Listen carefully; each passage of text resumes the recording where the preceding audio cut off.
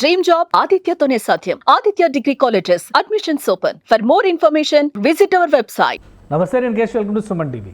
Godavari Banakacherla, Polavaram Banakacherla link project పేరు ఎలా చెప్పినప్పటికీ కూడా రెండు రాష్ట్రాల మధ్య మాత్రం ఇది చిచ్చు రాజేసింది. ఆంధ్రప్రదేశ్ ప్రభుత్వం మిగులు జలాలను ఉపయోగించుకునేటువంటి ఉద్దేశంతో ఈ భారీ పథకాన్ని ప్రపోజల్గా తీసుకొచ్చింది. దీనికి కేంద్ర ప్రభుత్వం కూడా సూత్రప్రాయ అంగీకారం తెలపడంతో స్పెషల్ పర్పస్ వెహికల్ని ఏర్పాటు చేస్తూ ఏపీ సర్కార్ ఒక డెసిషన్ తీసుకుంది. అయితే ఈ ప్రాజెక్టు కనుక కంప్లీట్ అయితే తెలంగాణ ఎడారైపోతుంది అనేటువంటి విమర్శలు పెద్ద ఎత్తున రేగాయి. తెలంగాణలో విపక్షాలు చేసినటువంటి ఆరోపణలు, ఆ తర్వాత అధికార పార్టీ నిర్వహించినటువంటి అఖిలపక్షం, ఫైనల్గా ముఖ్యమంత్రి ఆధ్వర్యంలో బృందం ఈరోజు కేంద్ర జలవనరుల శాఖ మంత్రిని కూడా కలిసింది, తమ వాదనను వినిపించింది. అసలు ఈ ప్రాజెక్టు వలన ఎటువంటి ప్రయోజనాలు కలగబోతున్నాయి? ఆంధ్రప్రదేశ్కి మాత్రమే ప్రయోజనాలు కలిగి తెలంగాణకి నష్టం కలిగే అవకాశం ఉందా? మరోవైపు నుంచి సీఎం రేవంత్ రెడ్డి చేసిన వ్యాఖ్యల ప్రకారం గతంలో కేసీఆర్ సర్కార్ టైంలోనే ఈ పనులు మొదలైనవి, ఆ పాపం కేసీఆర్ది అనేటువంటి విమర్శలు చేస్తున్నారు. దీనిలో ఉన్నటువంటి వాస్తవం ఏంటి ఒకసారి విశ్లేషించేటువంటి ప్రయత్నం చేద్దాం. మనతో పాటు retired engineer, irrigation expert Thanneer Venkatesham గారు ఉన్నారు. వెంకటేశం గారు నమస్తే. వెంకటేశం గారు నమస్తే. చెప్పండి. ఈ గోదావరి ప్రాజెక్టు ప్రధానంగా చెప్తుంది పోలవరం బనకచెర్ల లింక్ ప్రాజెక్ట్ అంటారు. ఆంధ్రప్రదేశ్ ప్రభుత్వం చేపడుతుంది. అసలు ఏంటి ఈ ప్రాజెక్ట్? ఏంటి ఈ ప్రాజెక్ట్ ద్వారా ఏపీ సర్కార్ ఆశిస్తుంది ఏంటి? ఇప్పుడు మొత్తం ఎక్కడ చూసినా, టీవీలలో చూసినా, ఛానల్లో చూసినా, ఈవెన్ యూట్యూబ్లలో చూసినా Godavari Banakacherla project live burning topic గా మారిపోయింది. దీన్ని మనం ప్రతి ఒక్కరు కూడా ఆలోచించాలి. ఏంటి ఇది? దీని యొక్క అసలు గోదావరి బనకచెర్ల ఎట్లా వచ్చింది? మీరు ఇంతకు ముందు చెప్పినారు, గతంలోనే జరిగింది అన్నారు. సో యాక్చువల్ గా ఈ గోదావరి బనకచెర్ల ఏంటంటే చంద్రబాబు గారు రాయలసీమ, ముఖ్యంగా కృష్ణా బేసిన్లో ఉన్నటువంటి, తర్వాత ఈవెన్ అవసరమైతే పెన్నా బేసిన్లకి నీళ్లు తీసుకెళ్లాలి, అక్కడ ఉన్నటువంటి రాయలసీమ క్షామ కరువు ప్రాంతం ఉంది కాబట్టి దాన్ని తీసుకెళ్లాలని చెప్పి ఒక ప్రపోజల్ పెట్టాడు. అది ఎంత ఫాస్ట్, జనరల్ గా మనకు రూల్స్ కొన్ని ఉన్నాయి. ఆ రూల్స్ కూడా చంద్రబాబు గారే చెప్పారు.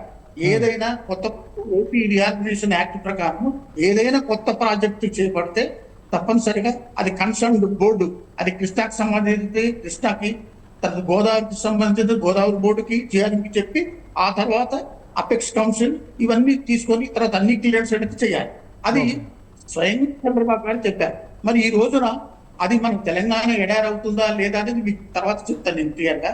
మరి ఇన్ని తెలిసి అతనే అన్ని చెప్పి, మరి ఈ రోజున డైరెక్ట్ గా త్రూ ప్రాపర్ ఛానల్ కాదు, డైరెక్ట్ గా ప్రధానమంత్రి నాకు తెలుసని, లేకపోతే ప్రధానమంత్రి నేను చెప్తే ఇంటాడని, లేకుంటే ఇక మనం చిన్నప్పుడు మనకు ఊళ్ళల్లో చిన్న ఉంటారు, మాయల పక్కిన చేతిలో చిలక ప్రాణం మాయల పక్కిన చేతిలో ఉంది కదండి, మీకు కూడా తెలుసు అనుకుంటా ఆ స్టోరీ.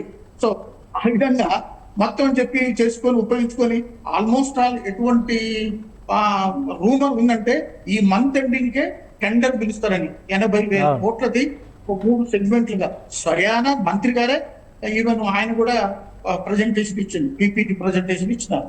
మనము వ్యతిరేకించడం కాదు, మనకు ఒకటి ఏంటంటే, ఒకటి మా తెలంగాణకు, అసలు తెలంగాణకు మనం సాధించుకున్నదే నీళ్లలో అన్యాయం జరుగుతుందని. మళ్ళీ మనం నీళ్లు, నిధులు, నియామకాలు.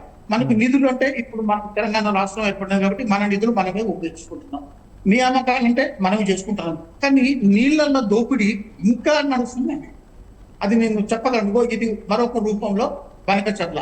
ఎందుకంటే గతంలో మనకు అనుభవం పోతిరెడ్డిపాడు ఎటువంటి పరిస్థితి అంటే, అక్కడ కేవలం చెన్నైకి నీళ్లు తీసుకెళ్లాలి, ఒక 15 టీఎంసీ 3 రాష్ట్రాల మహారాష్ట్ర, కర్ణాటక, ఆంధ్రప్రదేశ్ తీసుకెళ్లాలి.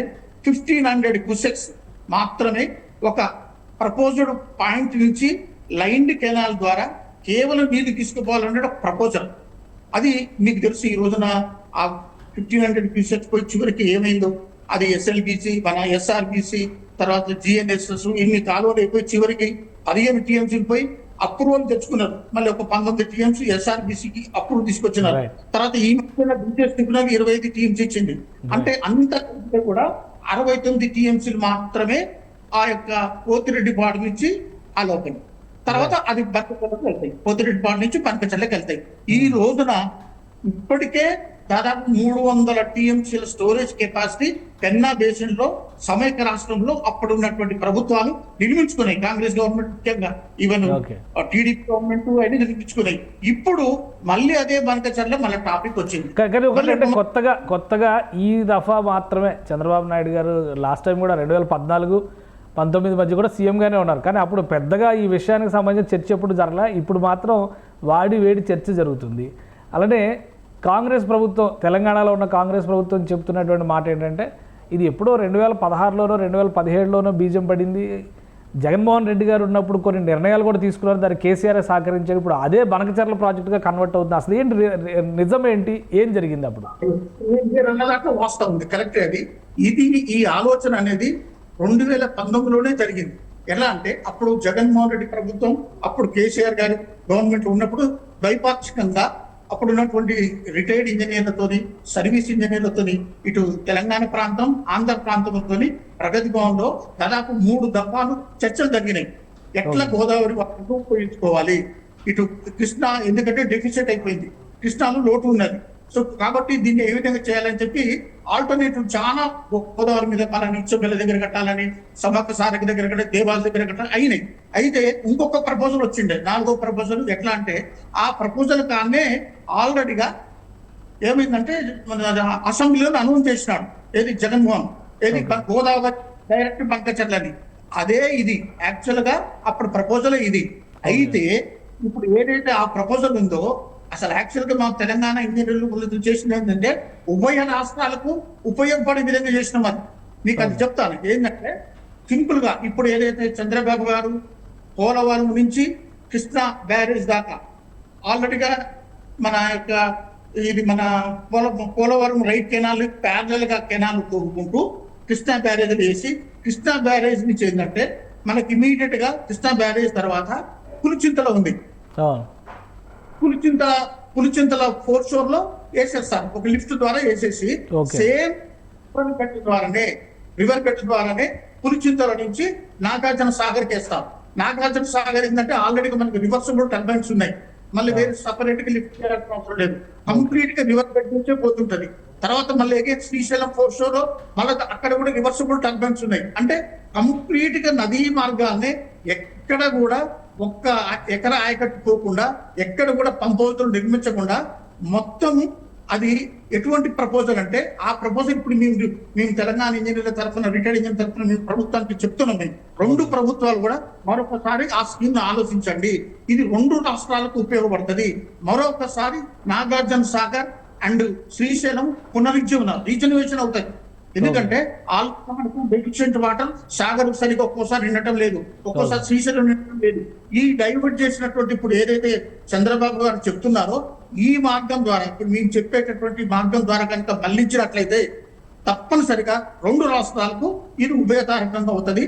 తప్పనిసరిగా యూజ్ చేసుకోమనండి. ఆ తర్వాత ఆటోమేటిక్ గా అక్కడ ఉన్నటువంటి పెన్నా బేసిన్ ఉన్నటువంటి అన్ని రిజర్వాయర్, ఏది కండలేరు, సోమశిల, తర్వాత అహోబిలం, తర్వాత చిత్రావతి బాలసింగ్ రిజర్వాయర్, మన ఇది ఉంది కదా అల్లమలై దగ్గర ఉన్నటువంటి అటువంటి ప్రాజెక్టులు, సొరంగం ఉన్నటువంటి అన్ని కూడా సజీవంగా అవుతాయి. కానీ ఇది అందుకని ఇది కేంద్ర ప్రభుత్వం. సో ఇప్పుడు ఆంధ్రప్రదేశ్ ప్రభుత్వం చేస్తున్న ప్రపోజల్, ఆంధ్రప్రదేశ్ ప్రభుత్వం చేస్తున్నటువంటి ప్రపోజల్ వెంకటేష్ గారు, ఆంధ్రప్రదేశ్ ప్రభుత్వం ఇప్పుడు చేస్తున్న ప్రపోజల్ ఏంటి, దానిపైన అభ్యంతరాలు ఏంటి? ఇది తప్పనిసరిగా అభ్యంతరమే కదా. మన ప్రాజెక్టులకు ఒకవైపు అష్యూర్డ్ వాటర్ కేటాయించకుండా కేంద్ర ప్రభుత్వం ప్రతిదానికి మీకు అది లేదు, డిపిఆర్ లేదు, మీకు పర్మిషన్ లేదు. ఒకవైపు గోదావరిలో, ఒకవైపు మహబూబ్ నగర్ ఇప్పటికే అన్యాయమైంది. అక్కడనేమో అష్యూర్డ్ వాటర్ లేదంటాడు, ఈడనేమో మనకు అష్యూర్డ్ వాటర్ ఉన్న దానికి కూడా కొరివి పెడుతున్నారు కదా. అందుకనే మనం డిమాండ్ చేసేది ఏంటంటే నువ్వు మళ్ళీ ఎవరో కొరివి పెడతలేదు, ఆంధ్రప్రదేశ్ ప్రభుత్వమే లెటర్స్ రాస్తుంది కేంద్ర ప్రభుత్వానికి. నేను ఇంజనీర్లకు మనం అనేది ఏంటంటే తెలంగాణ కోరుకోలేదు, మన అందరూ వాళ్ళకు కూడా మేము కావాలని కోరుకుంటున్నాం. వాళ్ళు కూడా రైతు బిడ్డలే, వాళ్ళు కూడా భూములే, అందరికి కూడా కావాలి. కానీ ఇక్కడ ఉన్నటువంటి ఏదైతే ఎలిజిబుల్ లెజిటిమేట్ డిమాండ్ ఏదైతే ఉందో తప్పనిసరి చేసి నువ్వు అక్కడికి వెళ్ళమంటున్నావు. ఇప్పుడు నువ్వు ఏంటంటే తప్పనిసరి సహకరించు. రైట్. ఇప్పుడు రాష్ట్ర ప్రభుత్వం ప్రతిపాదన చేసింది, కేంద్ర మంత్రిని కలిసింది, రాష్ట్ర ప్రభుత్వం ప్రతిపాదనలు చేస్తుంది. సో ముందుకు సాగే అవకాశం ఉందా దీనిపైన? కేంద్రం తలొగ్గడం, ఎందుకంటే లీగల్ ఆస్పెక్ట్లో చూసినా, చట్టపరంగా చూసినా తెలంగాణ వాదన నిలబడుతుంది అనే మాట పదే పదే ముఖ్యమంత్రి చెప్తున్నారు. కాబట్టి కేంద్ర ప్రభుత్వం వీటిని కన్సిడర్ చేయడానికి ఎంతవరకు అవకాశం ఉంది? కేంద్ర ప్రభుత్వం మినిస్టర్ గారు ఆల్రెడీగా హామీ ఇచ్చినట్టు మనకు ఇప్పుడు తెలుస్తుంది.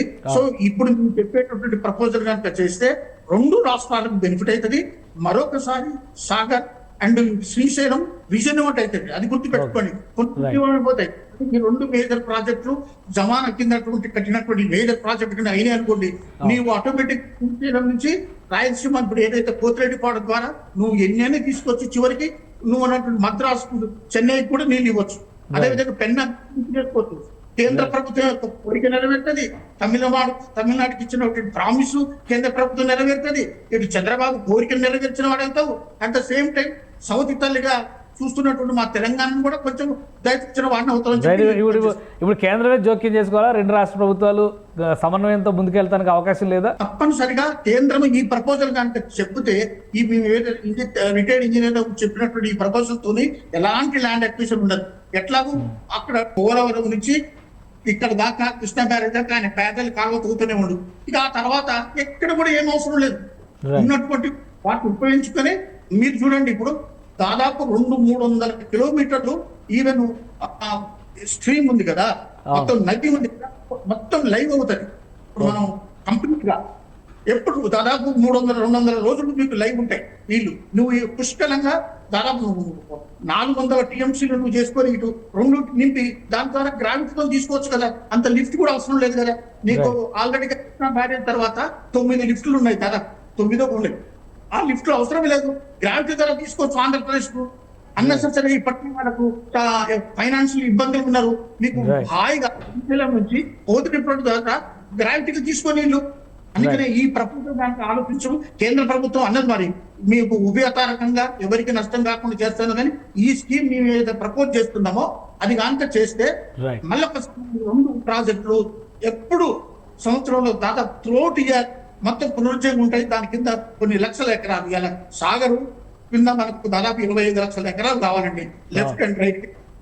అదేవిధంగా శ్రీశైలం కింద ఇప్పుడు ఉన్నటువంటి స్కీమ్స్, ముఖ్యంగా మహబూబ్ నగర్ పెట్టినటువంటి ఈ ఇప్పుడు లిఫ్ట్ స్కీమ్స్ ఏవైతే ఉన్నాయో, పాలమూరు రంగారెడ్డి, తర్వాత డిండి, దాదాపు 12.5 లక్షలకు నీరు పుష్కలంగా అవుతాయి. అవన్నీ స్టెబిలైజ్ అవుతాయి కదా.